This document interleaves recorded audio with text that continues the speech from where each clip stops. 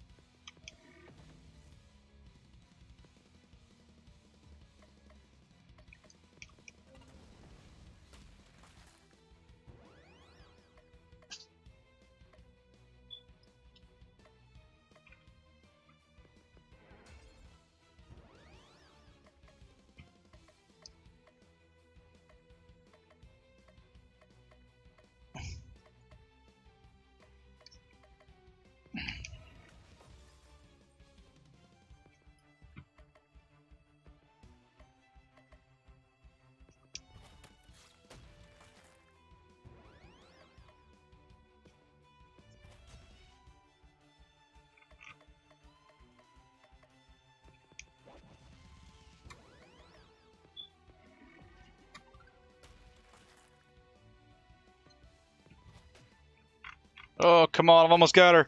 Woo! Oh, God. That was almost the death of me. Again.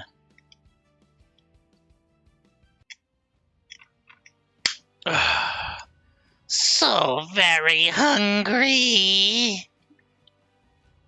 This is one kid you're not eating tonight. I know, you love my voices. Where is the League keeping my grandfather? We're running out of League members to fight. The next League member is personally keeping guard over Santa's imprisonment, but I'll never tell you who or where he is. You may have defeated me, but all hope is lost. Christmas Day will never arrive, and soon we will all be destroyed. Grey love vanishes. We mustn't lose hope. We mustn't. It is now Christmas Eve the 36th. This is not how Christmas Eve works. It's been weeks and we still haven't rescued Santa Claus. And I haven't regained my powers. And I haven't stolen all the presents.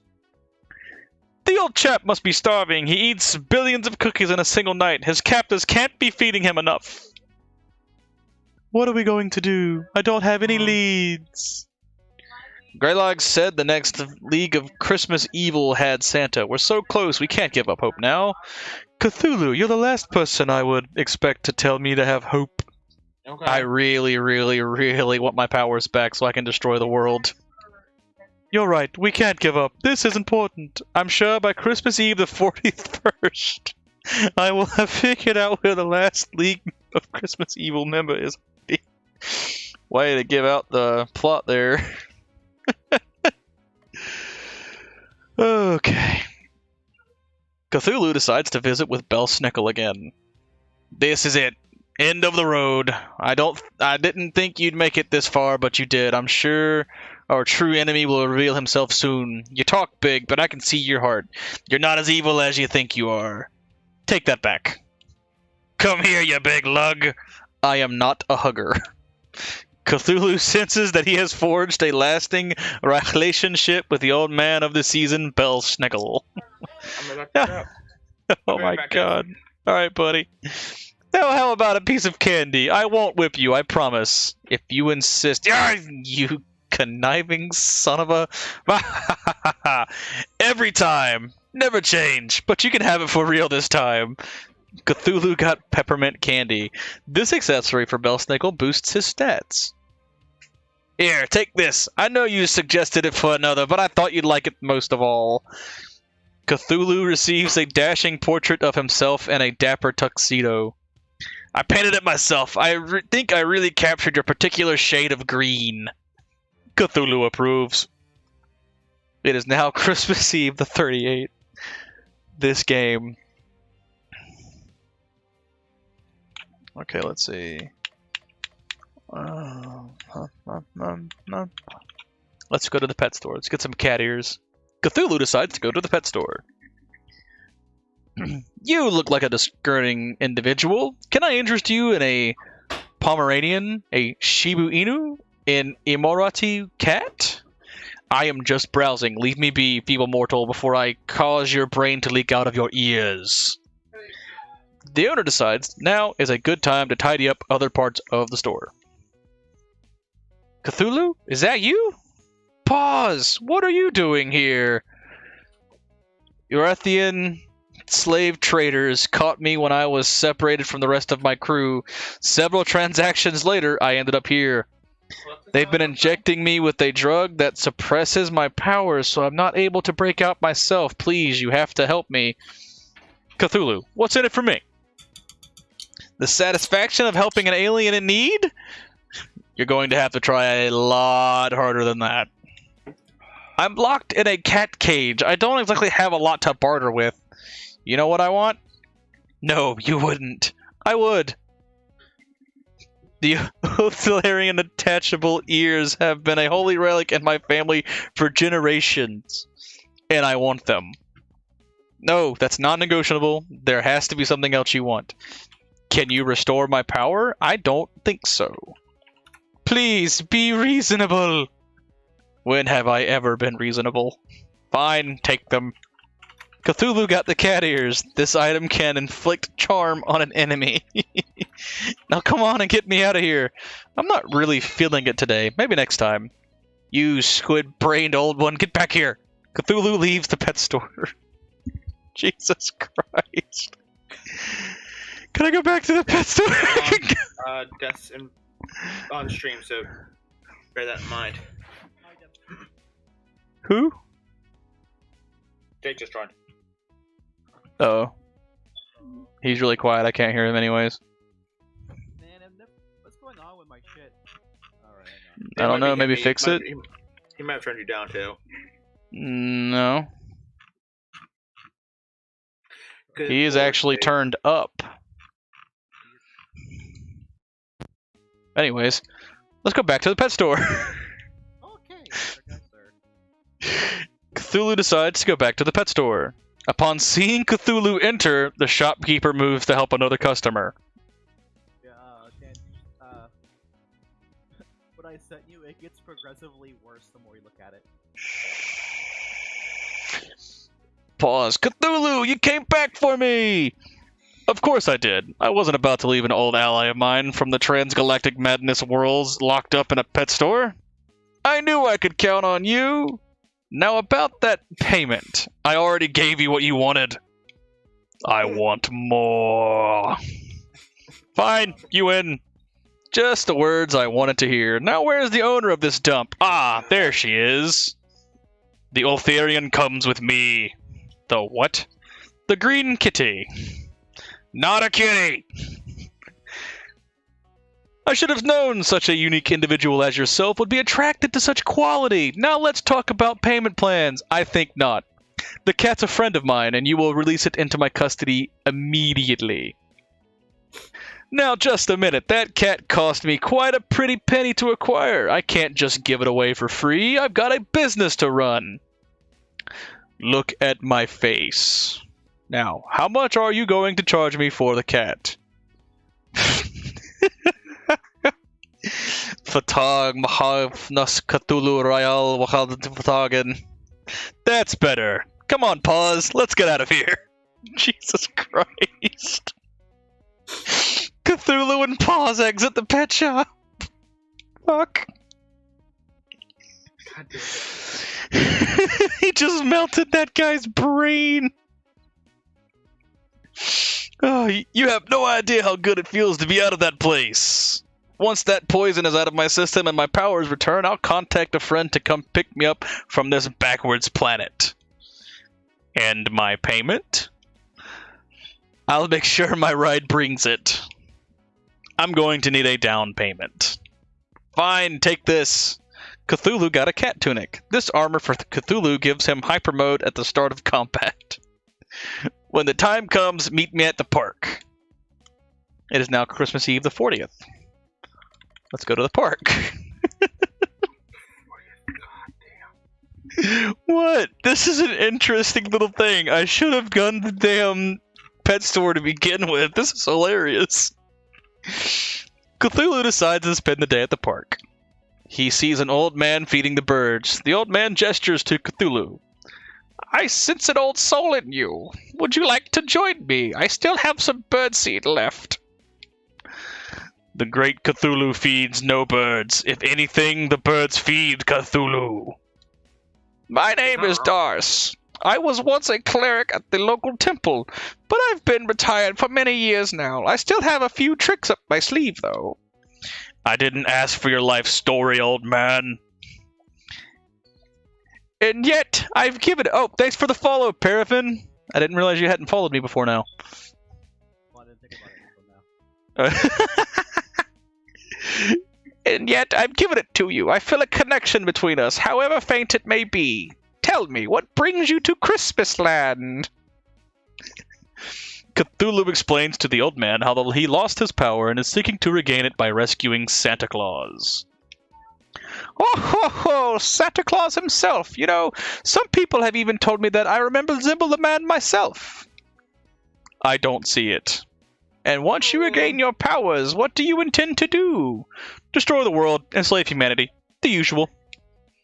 For all our sakes, I hope you never succeed then. You're an interesting individual, Cthulhu. If you ever want to talk, I spend most of my days here. Here, take this. Enjoy. Cthulhu got odd candy. This accessory for Belsnickel boosts his speed and alignment power.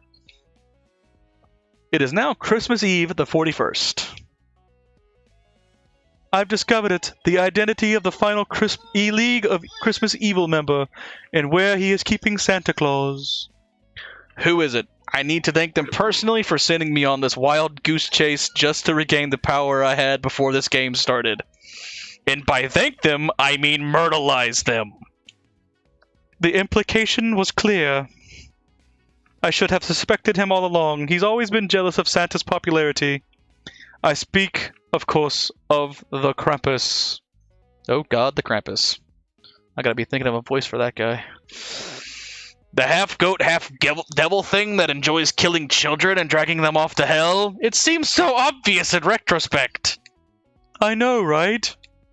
Having a Christmas game and not prominently featuring the Krampus as a villain would have been a huge oversight. Unless I was the true villain all along. Crystal, nonplussed. Belsnickel, also nonplussed. You aren't, though. I know that, boss. Something evil, demonic, and sadistic sounding would probably fit it. No. It has to be funny. It can't be appropriate. It has to be funny. I know that, boss, but it would have been funny. Maybe for the sequel, kiddo. Don't you already have a sequel? So where is the Krampus keeping the bearded one? Make it sound like a girl. Make it sound like Susie. Hi, I'm Susie!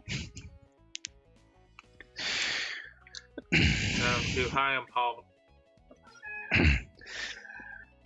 In the most Christmassy place of all, Tanabon, the Christmas world tree. Really?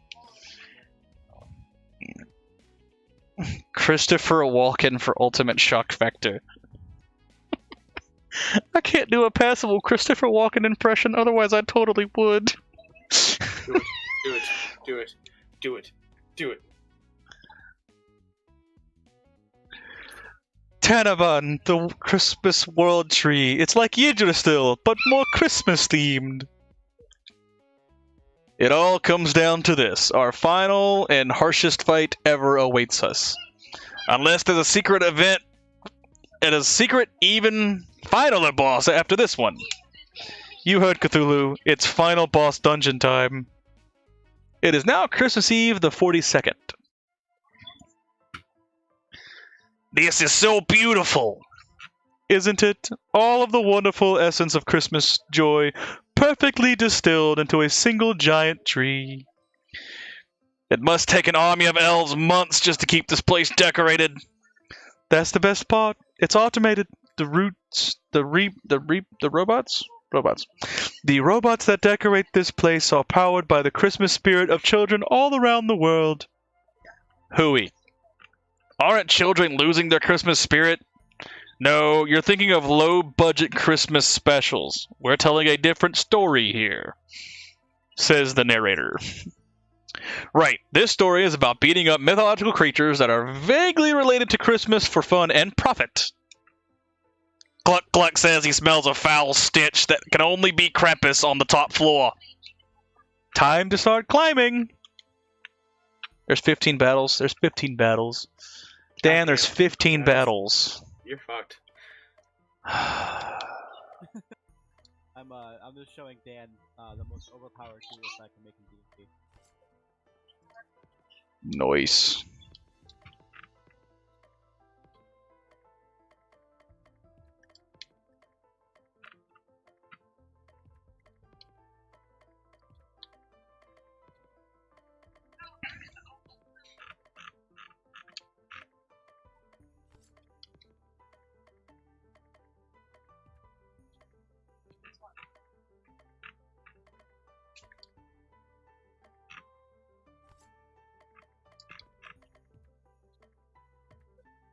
Okay. The highest I can get my 8. 20 What all the time. what kind of character are you playing as? This is a heavy multi-class. This is a variant human, 4-level bard, 3-level fighter, 7-level rogue, and 6-level wizard. Bard, I took the College of Swords. For fighter, I took what's that one called? Combat Master, I think it is, or something like that. Mm-hmm. For rogue, I took Swashbuckler, and for wizard, I took Blade Singer. You start combat by casting haste on yourself. Right. And you're you're asking about AC? Oh yeah, so currently his AC is 16. It goes up to 19 when he uses his Blade Song. And when he gets attacked, he has the choice of adding 6 to his AC until the end of his next turn.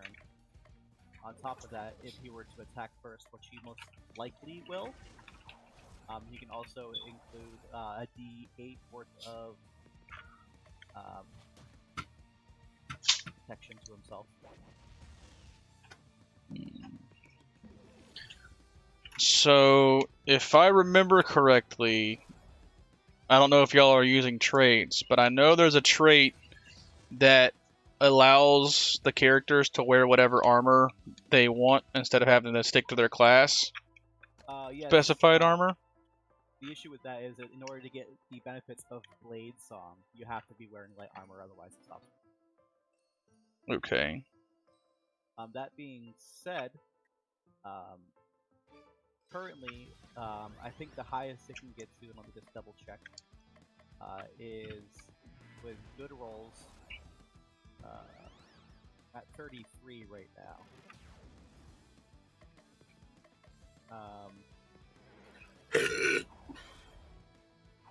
Disgusting!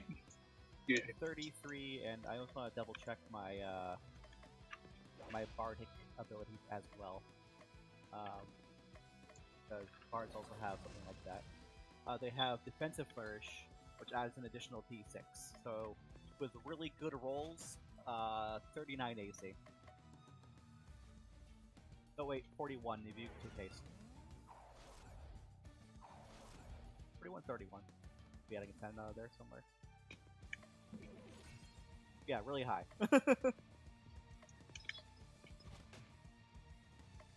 Now here's my question. Do y'all use the disengage and parry function in y'all's campaign? I don't think parry is a... you take the dodge action now, which where you get advantage on your. The enemy has disadvantage on their attacks, rather. I think that's how that works. When you have Oh, advantage okay. on saving throws that require like dodging. That being said,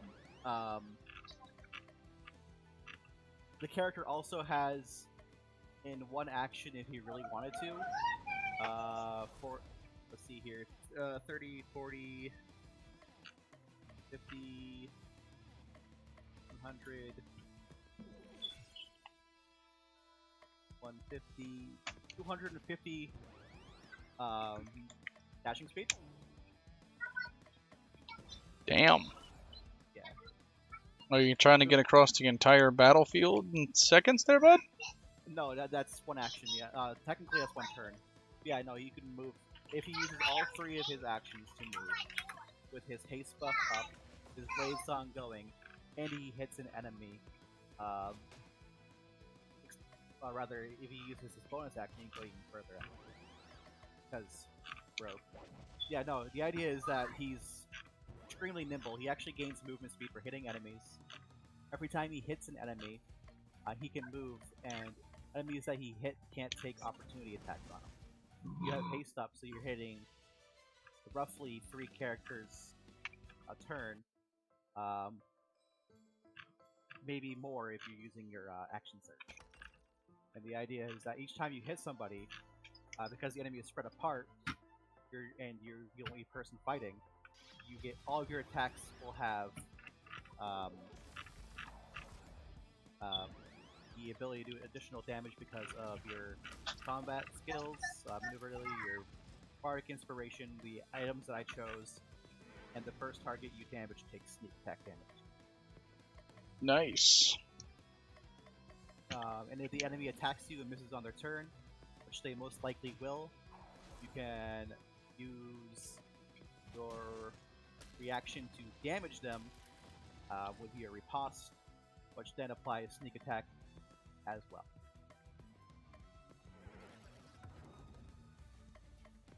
So yeah, this is everything I could throw into making a very overpowered duelist. Basically somebody you never want to fight one-on-one. Right. And this is strictly for, like, you know, if I could make it. I'm probably never going to run it because it's a level 20 character with a lot of, like, stats that only really make sense to reach max level. Yeah.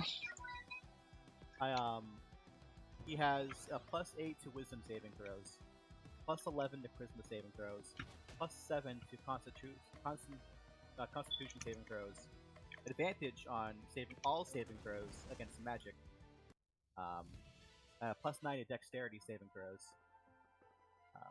He has evasion, so if he makes a saving throw against something, which he most likely will, he takes nothing from it. And if he does get hit, he can choose to take half damage.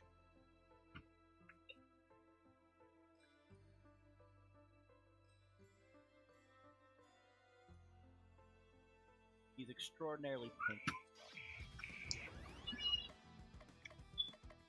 I'll send it to you too. You can check it over. Yeah. Sounds like a DM's nightmare. Oh yeah. My DM has constantly nerfed my characters. Always. Can't imagine why. Because I like the party. Alright. There you go. I'll take a gander at it after stream. Yeah. Go to the stream. They must know how overpowered it is. No, we're here to watch games. Speaking of which, now that it's been brought up kind of organically, I think I've found the game I'm going to stream Wednesday since Dan's going to be out of town. Oh, what game is it? Industria. Yeah, it's a first-person shooter indie game that came out about a year ago. Maybe a little under a year. Okay. It looks pretty cool. It's got a little bit of a horror feel to it. It's got some interesting story. From what I was able to gather and a little bit of the research I did on the game, your character is transported to another realm or another like parallel dimension kind of deal. Okay, bet. It's basically an isekai. Okay, I like it. I like it. Yeah. It's like an isekai, but a first-person shooter isekai. Nice. Still get your harem though, right? Actually, I think it's a female protagonist. From what I heard, You still get your harem, right? I don't know.